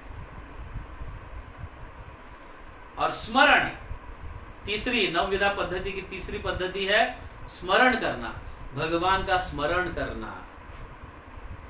जैसे प्रहलाद महाराज स्मरण करते थे, ये तीसरी पद्धति। चौथी है अर्चनम। अर्चना, अर्चना मतलब भगवान की दिया अगरबत्ती जलाना, जैसे पृथु महाराज करते थे। पृथु महाराज अर्चनम का उदाहरण है। तो अर्चना ये चौथी पद्धति। पांचवी है वंदनम। वंदनम मतलब भगवान के सामने प्रार्थना करना, समझिए ना। कभी कभी कुछ लोग सुंदर भगवान के लिए कविता लिखते हैं, भगवान के ऊपर भजन लिखते हैं, कविता लिखते हैं और भगवान की गुणगान स्तुति करते हैं उस कविता के माध्यम से। इसको वंदनम कहा गया, प्रेयर्स। जैसे अक्रूर करते थे, अक्रूर उदाहरण है वंदनम के लिए। पाद सेवनम, भगवान के श्री चरणों की सेवा करना, जैसे लक्ष्मी भगवान की पाद सेवा करती है, उनके चरण दबाती है, मसाज करती है, इसको पाद सेवनम कहा गया है।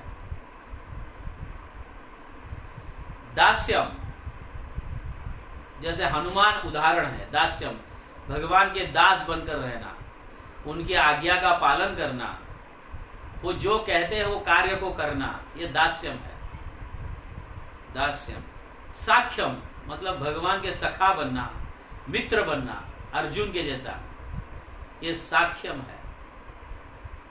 और आत्मनिवेदनम, पूर्ण रूप से अपने आप को भगवान के प्रति समर्पण करना, जो भगवान कह रहे सर्वधर्म परित्याग माम एकम शरणम व्रज अहम त्वा सर्व पापेभ्यो मोक्षयिष्यामि मा शुच। सारे धर्मों को त्याग कर मेरे अकेले के शरण में आ जाओ, मैं तुम्हें सारे पापों से मुक्ति दिला दूंगा। जितने भी अभी तक आपने गलत गलत कार्य किए हैं उन सभी से मैं आपको मुक्ति दिला दूंगा, उसको जलकर नष्ट कर दूंगा उन पापों को। तो ये आत्मनिवेदन इसे कहा गया, आत्मनिवेदन। तो बलि महाराज सबसे अच्छे उदाहरण है आत्मनिवेदन के। तो इस तरह से भक्ति योगा, ये सारे योगा पद्धति जो है ये सीढ़ी के जैसा है जो अल्टीमेटली आपको भक्ति योगा तक पहुंचाता है।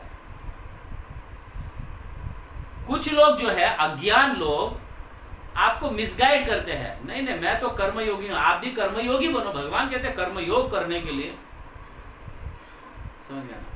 तो कर्मयोग करना कोई गलत बात नहीं है, लेकिन उसके ऊपर भी अल्टीमेट कर्मयोग नहीं है। जैसे उदाहरण के लिए अगर कोई स्कूल में बच्चा जा रहा है और वो सोचेगा मैं 5वीं तक ही पढ़ूंगा,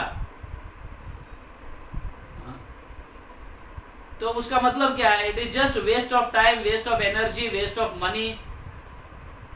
तो स्कूल पूरा कब होता है? जब आप 10वीं 12वीं तक पढ़ोगे तो स्कूल पूरा किया, उसके बाद भी वापस शिक्षा है कॉलेज में जाकर, first year, second year, third year degree प्राप्त करोगे आप, उसके बाद फिर नौकरी, अल्टीमेट रिजल्ट। समझ गया ना? Ultimate result. तो अल्टीमेट रिजल्ट करने के लिए ये सब करना पड़ता है कि नहीं? आप अगर ये मैं कर्मयोगी बनूंगा, मैं ज्ञान योगी बनूंगा, तो आप अल्टीमेट तक पहुंच नहीं पाओगे।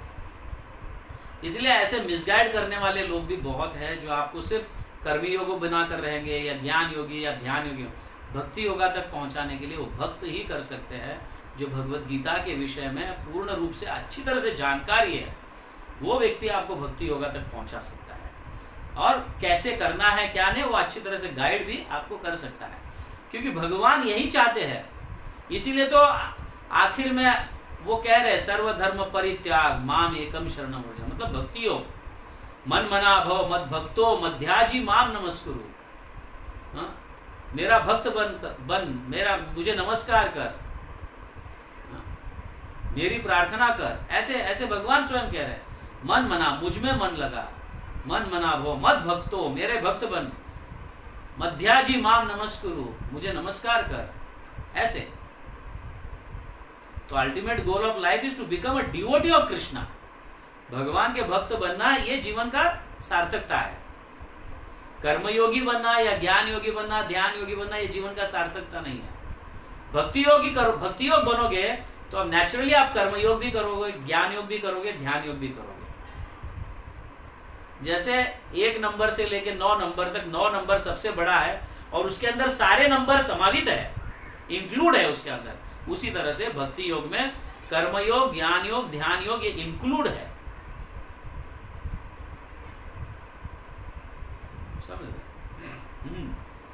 अभी मैं तुम्हें 12वें अध्याय का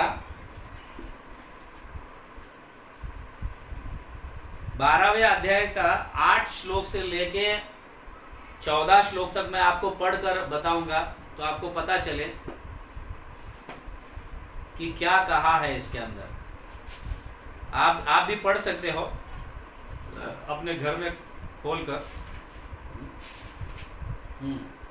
8वें अध्याय में मैं सिर्फ ट्रांसलेशन पढ़ता हूं, क्योंकि अभी अपने पास समय नहीं है श्लोक पढ़कर उसे समझाने में। I just read all the translations. तो भगवान किस तरह से लैडर को बता रहे हैं,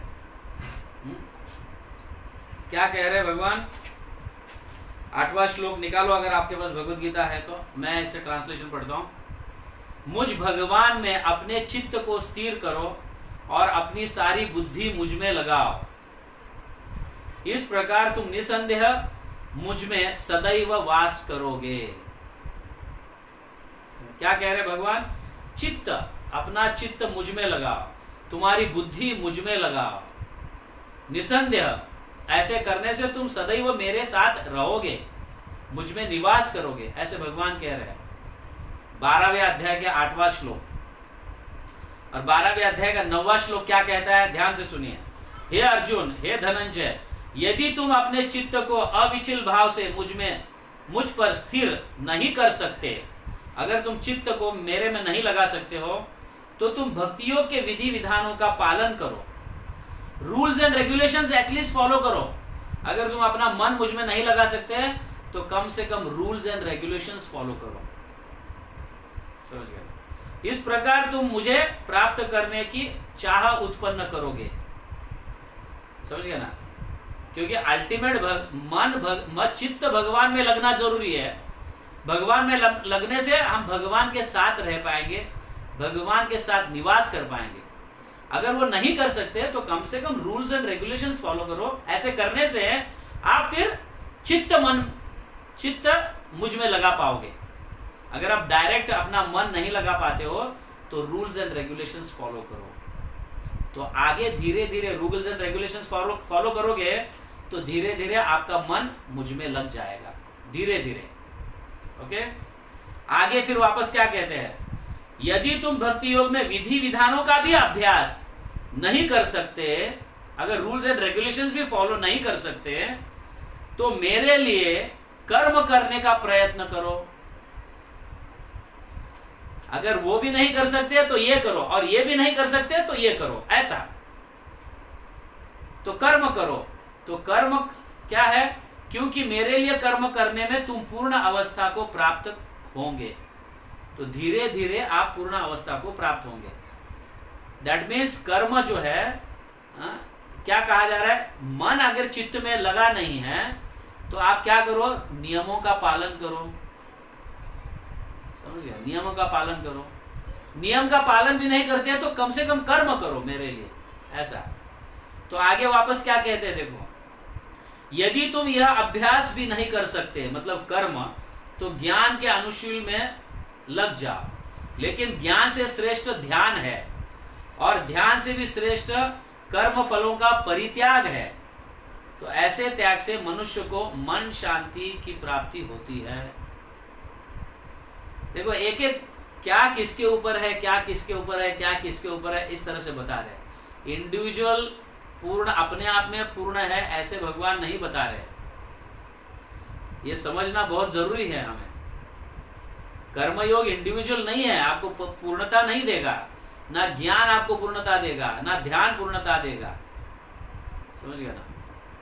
इसलिए वो एक एक करके आपको पद्धति बता रहे। तो आगे कहते हैं 3 और 13वें और 14वें श्लोक में, जो किसी से द्वेष नहीं करता लेकिन सभी जीवों का दयालु मित्र है, जो अपने को स्वामी नहीं मानता और मिथ्या अहंकार से मुक्त है, जो सुख दुख से समभाव रहता है, सहिष्णु मतलब सहन करता है, सदैव आत्मतुष्ट रहता है, आत्म संयमी तथा जो निश्चय के साथ मुझ में मन तथा बुद्धि को स्थिर करके भक्ति में लगा रहता है, वो भक्त मुझे अत्यंत प्रिय है। अभी भक्ति के विषय में कह रहे भगवान। तो भक्ति कौन कौन कर सकता है? जो द्वेषी नहीं है, दूसरों का द्वेष नहीं करता, वो भक्त बन सकता है। और जो जीवों पर दया कर दिखाता है, अनेक लोगों पर दया दिखाता है, वो भक्त है। और साथ ही साथ अपने आप को स्वामी नहीं मानता, मतलब अहंकार, मिथ्या अहंकार को त्याग कर जो है मुक्त जो है, और सुख और दुख में समभाव रहता है। सुख प्राप्त होने से बहुत आनंद मिला, पार्टियां कर रहा है सबके साथ, और दुख मिला तो रो रहा है, ऐसा नहीं। वो भक्त कैसा है? समभाव, सुख में और दुख में सेम रहता है, उसका स्थिर सेम रहता है, ऐसा, जिसको आत्म संयम भी कहा गया है। हाँ? ऐसा व्यक्ति निश्चित रूप से उसका मन और बुद्धि मुझ में लगता है, मेरे में लगाता है वो मन और बुद्धि को। ऐसा भक्त मुझे सबसे ज्यादा प्रिय है। तो भगवान यहाँ पे भक्त मुझे सबसे ज्यादा प्रिय है ऐसा कह रहे हैं। कर्म योगी प्रिय है, ज्ञान योगी प्रिय है, ध्यान योगी प्रिय है, ऐसा नहीं कह रहे। भक्त मुझे प्रिय है मतलब अल्टीमेटली भक्ति को पहुंचकर भगवान को प्रेम करना या भगवान का प्रिय बनना, ये अल्टीमेट गोल ऑफ लाइफ है। जैसे उदाहरण के लिए मैं कई बार ये उदाहरण बताता हूँ, क्यों हम भगवान की प्राप्ति भगवान के पास इसलिए नहीं जाना चाहिए कि हमें कुछ चाहिए। भगवान का अगर हमें प्रेम प्राप्त हो और भगवान के प्रति हमारा भी प्रेम हो, तो निश्चित रूप से सभी चीजें प्राप्त होती है ऑटोमेटिकली, वो भौतिक हो या आध्यात्मिक हो, सारी चीजें प्राप्त होती है। जैसे उदाहरण के लिए सपोज एक पति आकर पत्नी को कहता है, मैं तुम्हारी सेवा से बहुत संतुष्ट हूं, तुम जो चाहिए वो मांगो।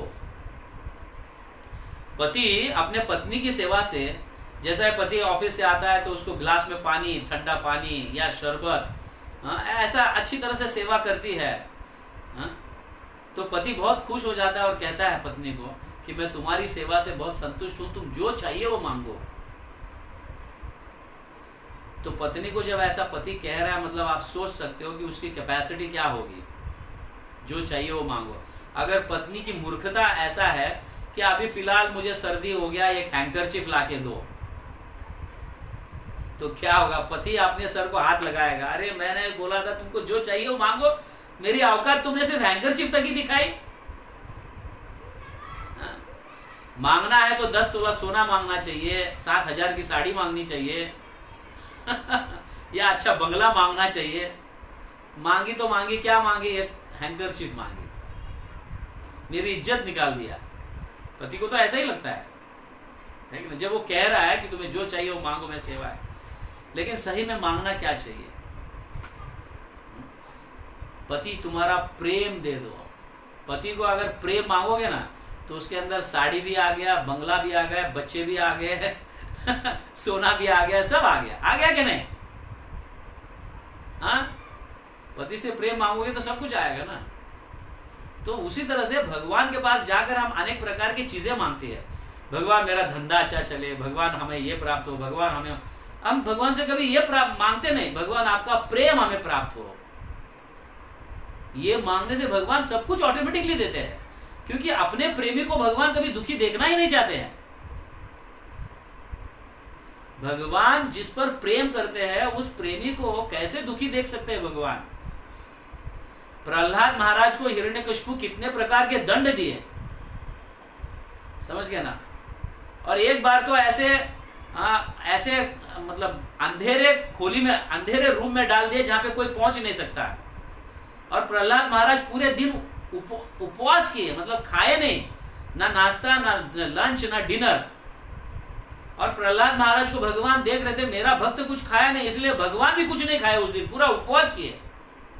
और लक्ष्मी जी हैरान हो गई, मेरे पति देव ना नाश्ता किए हैं ना लंच लिए हैं, अभी मैं डिनर देने जा रहा हूं तो सारे के सारे प्लेट वैसे के वैसे ही है, तो क्या प्रॉब्लम क्या है? क्यों आप आज ऐसा रह रहे हो हे प्रभु?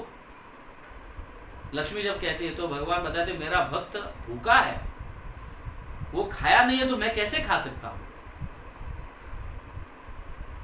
तो लक्ष्मी स्वयं प्रहलाद की माता बनकर जाती है और उसको उठाकर, सोया हुआ रहता है, उसको उठाकर अपने हाथों से खिलाती है, खिलाकर पूरा, और फिर वापस सुलाकर वापस वैकुंठ धाम आती है और अपने पति को कहती है, मतलब वैकुंठनाथ विष्णु को कहती है, प्रभु अभी मैं खिलाकर आई हूं, आप अभी खा लो। तब भगवान संतुष्ट होकर खाते हैं। तो कैसे भगवान जिस पर प्रेम करते हैं उसको दुखी कैसे रख सकते हैं? इसलिए अगर आप भगवान से प्रेम करते हो और भगवान फिर आपसे करेंगे तो आप कभी दुखी नहीं हो सकते, पॉसिबल ही नहीं है। एक बार करके देखो भगवान से प्रेम,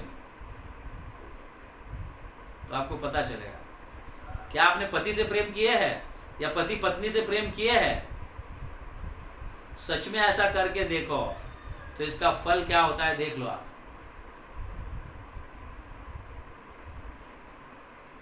तो ये है, ये प्रेम की भाषा। भगवान भक्ति में लाकर सारे जीवात्माओं को अपने से प्रेम करना सिखा रहे हैं भगवत गीता भागवतम के माध्यम से।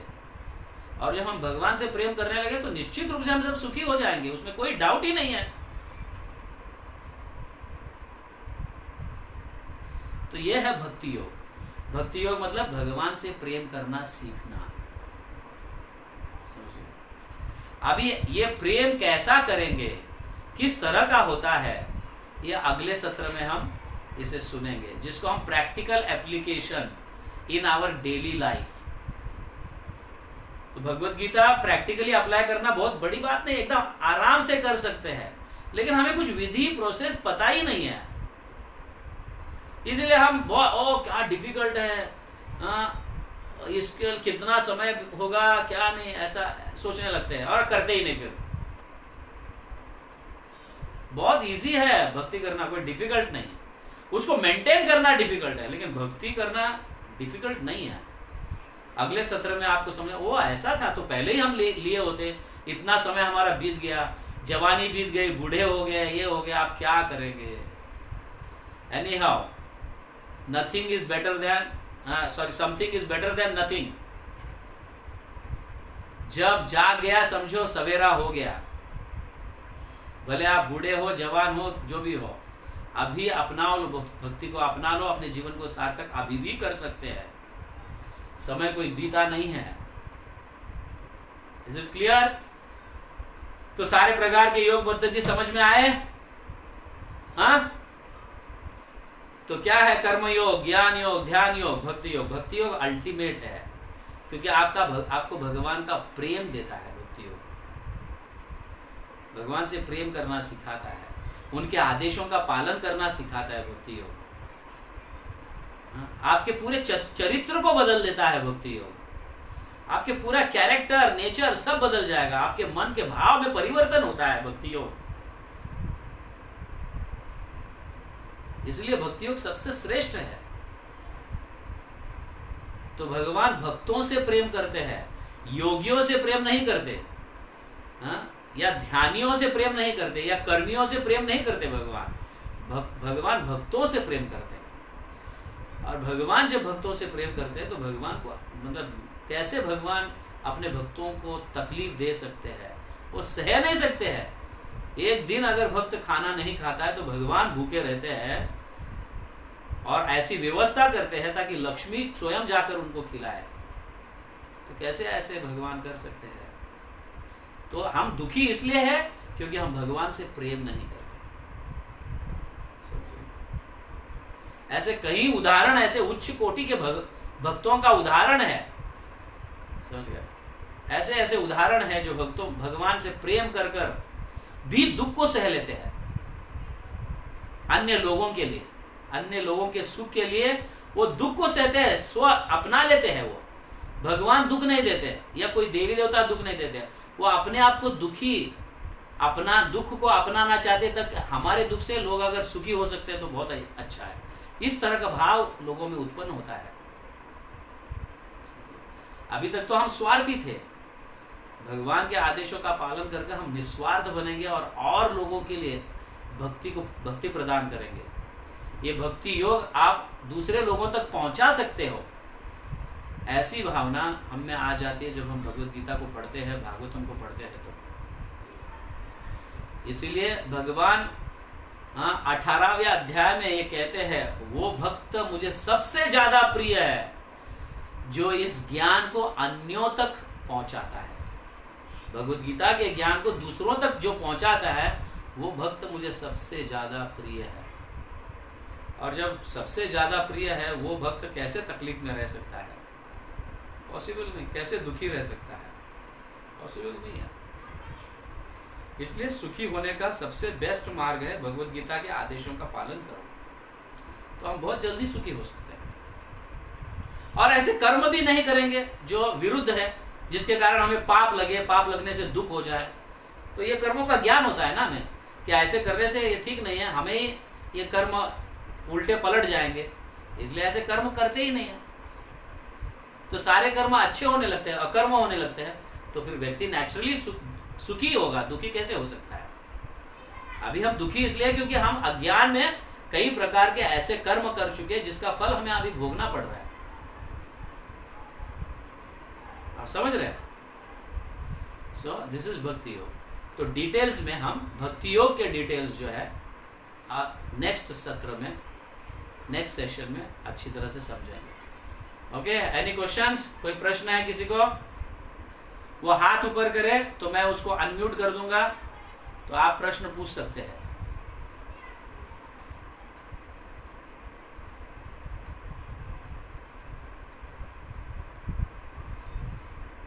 किसी को नहीं है प्रश्न? No questions? हाँ,